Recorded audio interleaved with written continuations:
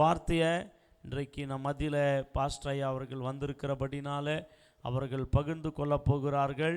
அதற்கு முன்பாக ஒரு வசனத்தை மட்டும் நான் உங்களுக்கு ஞாபகப்படுத்திவிட்டு நெக்ஸ்ட் சண்டே இந்த செய்தியை நாம் பேச போகின்றோம். அதை ஞாபகப்படுத்திவிட்டு நான் ஐயாவுடைய கரத்தில் நான் கொடுக்க ஆசைப்படுகிறேன். நாம் ஒரு செய்தியை எவ்ரி வீக்கு ஒரு லெசனை போல கற்றுக்கொண்டு வருகிறோம். எத்தனை பேர் ஆமேன்னு சொல்கிறீங்க? ஆமாம், நாம் இப்போ கடைசியில் இருக்கிறோம். அந்த செய்திக்கு கடைசியில் இருக்கிறோம். என்னது அப்படின்னு சொன்னால், பிசாசை எதிர்ப்பது எப்படி, எதிர்த்து நிற்பது எப்படி, என்னென்னலாம் இருந்தால் நம்ம பிசாசை எதிர்த்து நிற்க முடியும், ஜெயிக்க முடியும் என்ற தலைப்பிலே கர்த்தருடைய வார்த்தையை நாம் கற்றுக்கொண்டு வருகிறோம். ஹல்லேலூயா. முதலாவது பிசாசை ஜெயிப்பதற்கு விசுவாசிக்கு தேவைப்பட்டது என்னது? விசுவாசத்திலே உறுதியாய் நிற்க வேண்டும். விசுவாசத்திலே உறுதியாய் நிற்கின்ற போது நாம் பிசாசை ஜெயிக்க முடிகிறது. ஆமென் சொல்ல மாட்டீங்களோ? ரெண்டாவது என்னத்தை பார்த்தோம்? பரிசுத்த ஆவியை நாம் பெற்று கொண்டிருக்கும் போது பிசாசை நாம் எதிர்த்து ஜெயிக்க முடியும். என்னத்தை பெற்றிருக்கணும்? பரிசுத்த ஆவி. பரிசுத்த ஆவியிலே நாம் பலனடைவதற்கு ஆவியில ஸ்பிரிட்டில் நாம் ஜெபிக்கணும் அப்படின்னு நம்ம பார்த்தோம். மூன்றாவது நம்ம பிசாசை ஜெயிப்பதற்கு எதை பார்த்தோம்? ஜெபிக்க வேண்டும். சொல்லுங்க, என்ன பண்ணணும்? ஜெபிக்க வேண்டும். ஆமாம், நம் சோதனைக்கு உட்பண்ணாமல் என்னது பண்ணணும்?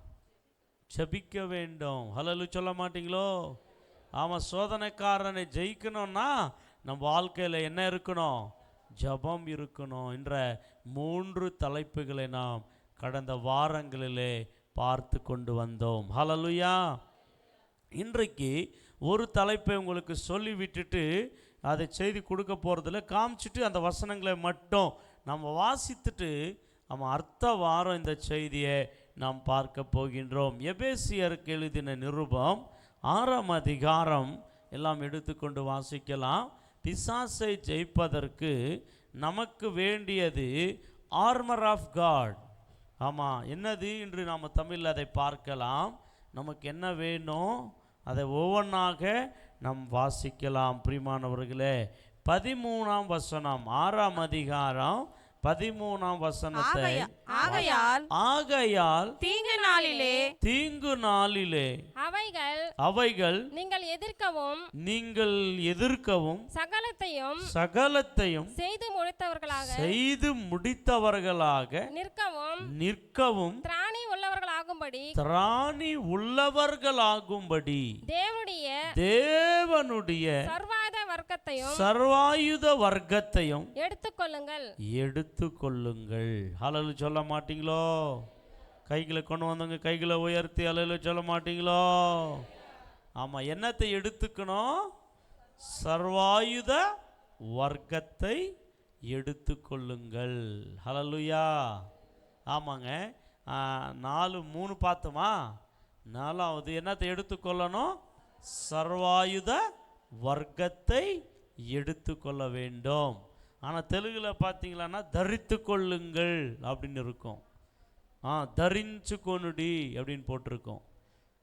Wear the armour of God.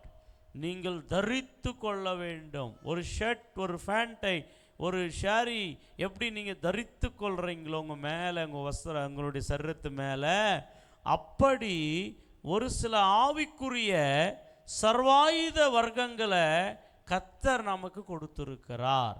இது எதுக்காக அப்படின்னு பார்த்தா, அந்த வசனத்திலேயே நமக்கு 13ஆம் வசனத்திலேயே நிறைய காரியங்கள், குறிப்புகள் அதுக்குள்ளே அடங்கியிருக்கிறது. அதில் மீண்டுமாக நாம் வாசிக்கும்போது முதலாவது 13 வாசிங்க மீண்டும். ஆகையால் தீங்கு நாளிலே, என்ன நாள்? தீங்கு நாள். நமக்கு என்ன வரப்போகுது? தீங்கு நாளிலே அவைகளை எவைகளை தீங்கை எதிர்க்கவும், தீங்கு நாளில் எதிர்க்கவும். நம்ம சும்மா கிறிஸ்டியன் அப்படின்னா எதிர்க்க முடியாது. நம்ம அவைகளை எதிர்த்து நிற்கணும் அப்படின்னா நம்ம சர்வாயுத வர்க்கங்களை தரித்து கொள்ள வேண்டும். நமக்கு சபைக்கு, விசுவாச வாழ்க்கைக்கு, ஊழிய பாதையில் நிறைய தீங்கான காரியங்கள், ஆபத்தான காரியங்கள், பிரச்சனை நிறைந்த காரியங்கள், பிசாசானவன் எப்படியாவது இவர்களை முன்னேறி செல்லக்கூடாதபடிக்கு அநேக தீங்கான காரியங்கள், ஆபத்தான காரியங்களை நமக்கு முன்பாக அவன் கொண்டு வந்து கொண்டே இருப்பான். அவைகளில் பார்த்து நம்ம பயந்து ஓடுவது அல்ல, ஐயோ தீங்கு இருக்கிறது என்று கலங்குவது அல்ல. எத்தனை தீங்கு இருந்தாலும், எத்தனை ஆபத்து இருந்தாலும், எத்தனை பிரச்சனைகள் வெள்ளம் போல வந்தாலும், நமக்கு சர்வாயுத வர்க்கம் நம்ம தரித்து கொண்டிருப்போமானால் அதை நாம் எதிர்த்து நிற்க முடிகிறது. அல்லேலூயா. என்ன வர்க்கத்தை தரித்து கொள்ளணும்?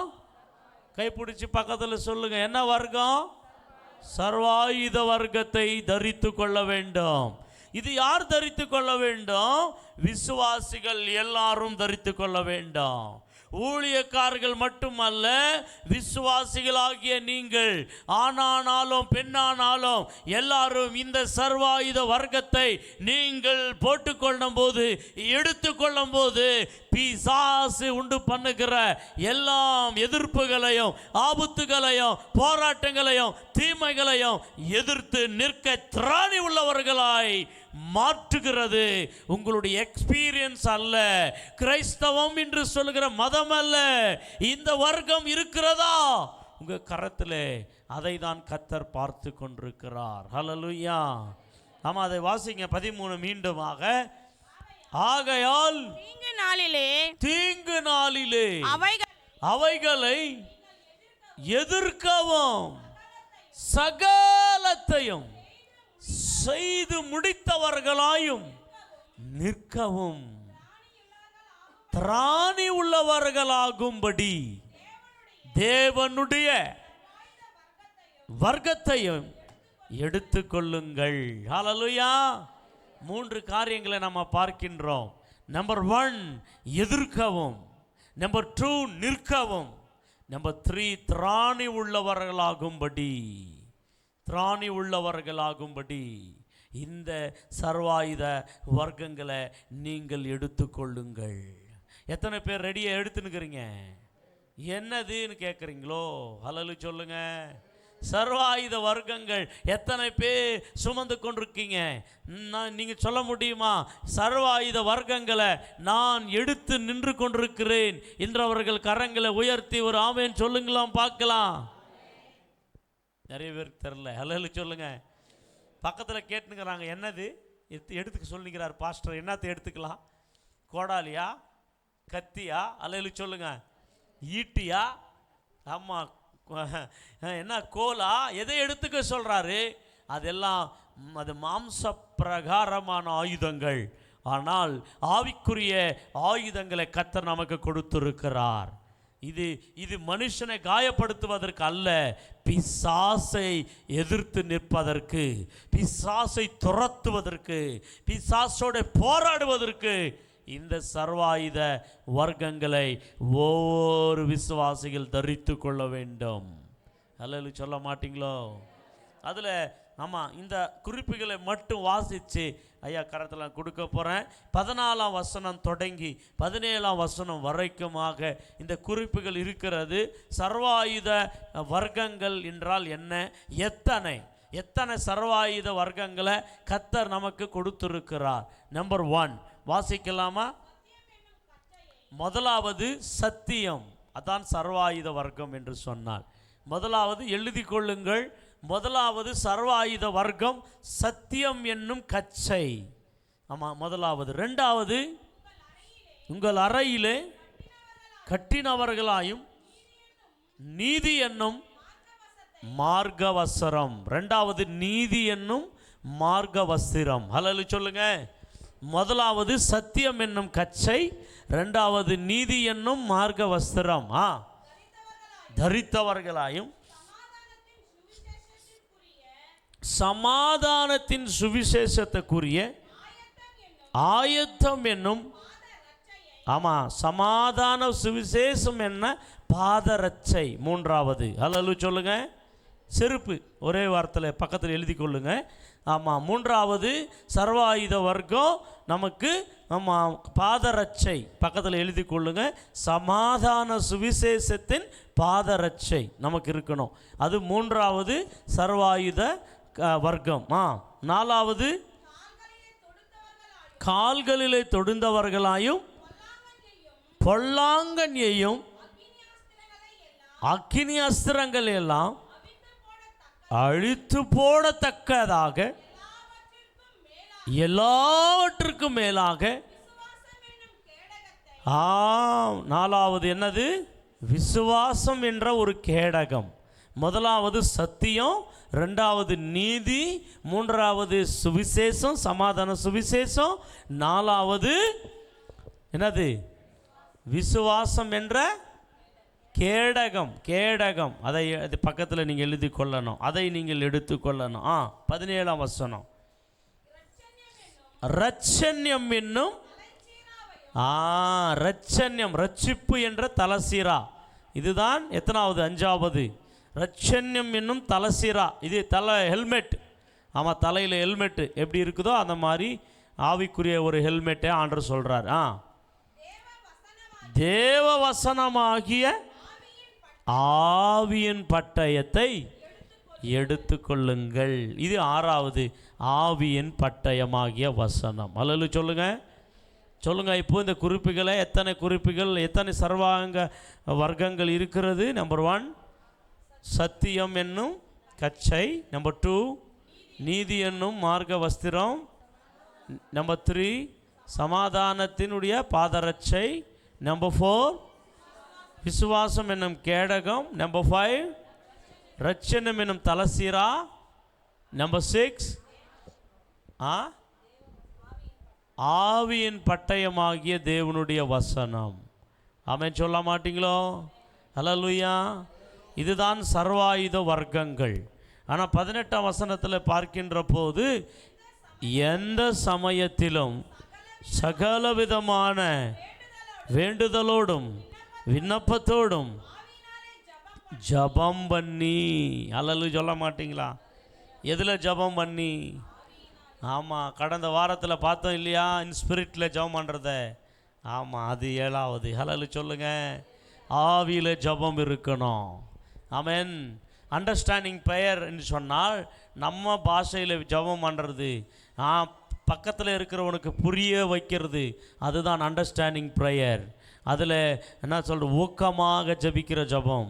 ஆனால் அதில் இன்னொரு ஜபம் இருக்கிறது, ஆவியில் ஜபிக்கிற ஜபம். ஆவியில் ஜபிக்கிற ஜபம் தான் அந்நிய பாஷையில் ஜபிக்கிற ஜபம். இந்த ஜபம் யாரெல்லாம் செய்கிறாங்களோ அவர்கள் இந்த சர்வாயுத வர்க்கத்தில் கடைசி 7வது ஆவியில் ஜபிக்கிற ஜபம். இந்த 7 இருந்தால் தான் நீங்கள் சர்வாயுத வர்க்கத்தை தரித்தவர்களாய் நிற்பீர்கள். இப்படி நீங்கள் நின்றீங்களேன்னு சொன்னால் என்னென்னலாம் ஜெயிக்கணும்? ஆபத்து காலத்திலே அவனை நாம் எதிர்க்கலாம், நிற்கலாம், திராணி உள்ளவர்களாய் நாம் வாழலாம். ஆண்டவருடைய வருகையில் நாம் எடுத்துக்கொள்ளப்படுவோம். ஹல்லேலூயா சொல்ல மாட்டீங்களோ? இதை தான் நாம் வாசிக்க போகின்றோம். இந்த 7 விதமான சர்வாயுத வர்க்கம், 6 வர்க்கங்கள் இருக்கிறது. இந்த 6 வர்க்கத்தை நாம் உடையணும்னா 7வது ஆவியில் நாம் ஜெபிக்கிறவர்களாக இருக்கணும். இந்த 7 விஷயங்களை நாம் முடிந்த அளவுக்கு ஒவ்வொரு வாரம் ஒன்றா நம்ம வாசிக்க போகிறோம், ஒன்றா படிக்க போகிறோம். அல்லேலூயா சொல்லுங்கள். அப்படி நாம் படித்து கொண்டோம் என்று சொன்னால் நாம் திராணி உள்ளவர்களாய் கர்த்தர் நம்மளை மாற்றுகிறார். ஆமென் சொல்ல மாட்டீங்களோ? ஆமென் சொல்ல மாட்டீங்களோ? ஹல்லேலூயா. துதி எடுத்தால் சாத்தான் ஓடுவான், முறுமுறுத்தால் திரும்பி வருவான். துதி எடுத்தால் சாத்தான் ஓடுவான், முறுமுறுத்தால் திரும்பி வருவான். துதித்து பாடி மதிலை இடிப்போம், துதித்து பாடி மதிலை இடிப்போம், மகிழ்ந்து பாடி பிடிப்போம், மகிழ்ந்து பாடி மதிலை இடிப்போம். துதி எடுத்தால் சாத்தான் ஓடுவான், முறுமுறுத்தால் திரும்பி வருவான். கைதட்டி எல்லாரும் பாடுங்க. துதி எடுத்தால் பாடலையா சகோதரர்கள்?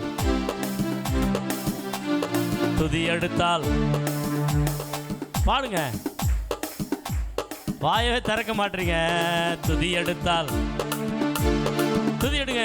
முறுமுறுத்தால் சொல்லுங்க. துதி எடுத்தால் ஓடணும். முறுமுறுத்தால் துதி எடுத்தால் சாத்தான் ஓடுவா. முறுமுறுத்தால் டேவிட் பாடினா சவுலுக்கு விடுதலை. டேவிட் பாடினா சவுலுக்கு விடுதலை. கலக்கம் நீங்கியது, ஆறுதல் வந்தது. கலக்கம் நீங்கியது, ஆறுதல் வந்தது. துதி எடுத்தால் சாத்தான் ஓடுவா. முறுமுறுத்தால் திரும்பி வருவா. பாட மாட்டீங்களே? நீங்க துதி எடுத்தாதான் ஓடுவா. நீங்க எடுக்கலன்னா ஓட மாட்டான். உங்க குடும்பத்திலிருந்து உங்களுக்கு விரோதமா இருக்கிற எல்லாம் சாத்தான் எடுங்க. திரும்பி வருவா. துதி எடுத்தா எல்லாம் எடுங்க. வாயிலே துதி எடுங்க. முறுமுறுத்தால் திரும்பி வருவா. துதி எடுத்தா முறுமுறுத்தால் திரும்பி வருவா. துதித்து பாடி மதிலை இடிப்போம். துதித்து பாடி மதிலை இடிப்போம். மகிழ்ந்து பாடி எரிகோ பிடிப்போம். மகிழ்ந்து பாடி எரிகோ பிடிப்போம். துதி எடுத்தால் சாத்தான் போடுவா. முறுமுறுத்தால் திரும்பி வருவா. துதி எடுத்தால் சாத்தான் போடுவா. முறுமுறுத்தால் திரும்பி வருவா. ஹல்லேலூயா. நாம் தொடர்ந்து இந்த வார்த்தைகளை நாம் தியானிக்கலாம். தொடர்ந்து இந்த வார்த்தைகளை நாம் படிப்பதற்காக நாம் தயாராகுவோம். இந்த நேரத்தில் கர்த்தருடைய வார்த்தையை நமக்கு பகிர்ந்து கொடுப்பதற்காக நம் நடுவில் நம்ம சென்னையிலிருந்து தேவதாசன் பாஸ்டர் சேகர் சாமுவேல் ஐயா அவர்கள் நம் நடுவில் வந்திருக்கிறார். நம்ம எல்லாரும் இந்த நேரத்தை ஐயாவுடைய கரத்தில் நாம் கொடுக்க போகிறோம்.